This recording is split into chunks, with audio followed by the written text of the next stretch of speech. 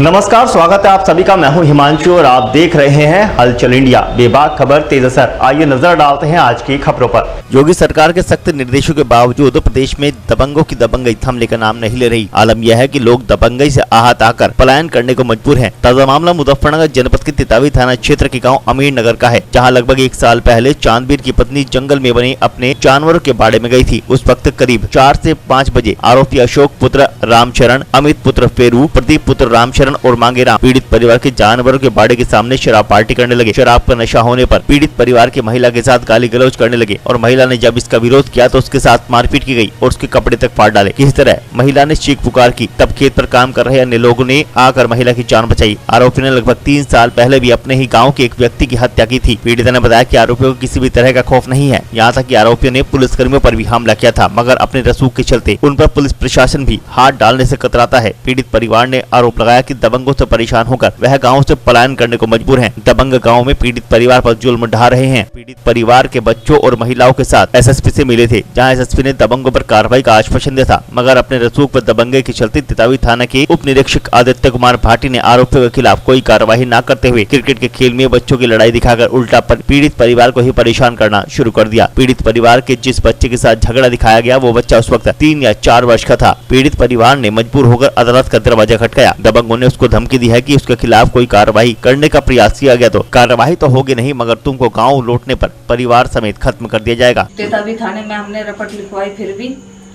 हमें हिम्मत से करके फिर वहाँ हमने तितावी थाने में रिपोर्ट लिखवाई। 2 दिन बाद देख के हमने जब वहाँ से कुछ नहीं हुआ, हमने मुजफ्फरनगर थाने में लिखवाई। हमने फिर वहाँ एप्लीकेशन दी एसएसपी सर को। एसएसपी सर ने कार्रवाई के लिए उसे भाटी सर को दे दी थी। भाटी सर ने उस केस को कार्रवाई में ली तो कहने लगे कि थारे लड़का तो क्रिकेट खेलने लग रहा था, क्रिकेट खेलने में थारे आपस में लड़ाई हो गई थी और इसी मारे वो कहते कि केस को वापस कर लो। कहके हमने ये केस वापस नहीं करे जी, और इसी मारे ये उल्टी हमारे ऊपर ही उल्टी केस चला रखा जी। मेरा गांव है अमीर नगर जी, अमीर नगर की रहने वाली हूँ। मैं अपने बालकों के साथ अपने आदमी के साथ हम खेत पे रहा करे थे। हमने अपना वहाँ मकान बना रखा था जी। ये जो है अशोक, प्रधान, प्रदीप, अमित, प्रमोद, मंगेराम, ये जी 5 वहाँ से आके फार्म के आगे ही वहाँ से आके शराब पियाने लग रहे थे जी। शराब पीने के बाद में जब इन्हें नशा होने के बाद में ये मेरे लड़े बदतमीजी करी, मारपीट करी, मेरे कपड़े लत्ते फाड़े।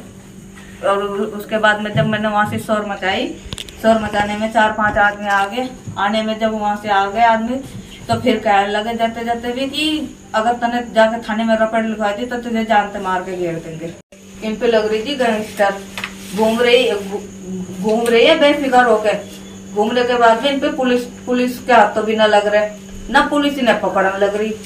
बेफिक्र होकर जी ये गांव में घूमने लग रहे। हमारे बालक को भी जाए डर रहे, बालक रहे बज फिर ये भी घर में रहते नहीं, डर से लगो चले जाए। जब रात दिन बालक को घूमते फिरो जा, हमें तो इस वक्त डर लग रहा है बहुत। हम तो नहीं सोच रहे इस गांव में तो हम जान लग रहे हैं। वो बाहर पुलिस वालों पे भी इन्होंने गोली चला दी थी जी। जब ये पुलिस वाले पे गोली चलाने लग रहे तो हम क्या चीज है फिर? ये तो हमारे ऊपर भी किसी और टाइम आके गोली मार सके जी। ये तो बेफिक्र आदमी जी, इन्हें तो खौफ चीज का कुछ चीज नाम है ही नहीं। बेफिक्र होकर घूमने लग रहे, ना तो इसमें पुलिस कुछ कर सके, ना कोई एसीपी कुछ कर सके, ना कोई मतलब कि यहाँ से कोई है ही नहीं ऐसा आदमी जो इन्हें को रोक भी सके। हम तो थाने में भी जाके सारी जगह जाके हम मतलब थक लिए भाई ये काम रह रहा है अब जा कि हम ये गांव छोड़ के हम जा सके। बस हमें जी गांव में रहना बिल्कुल ही भारी हो रहा जी।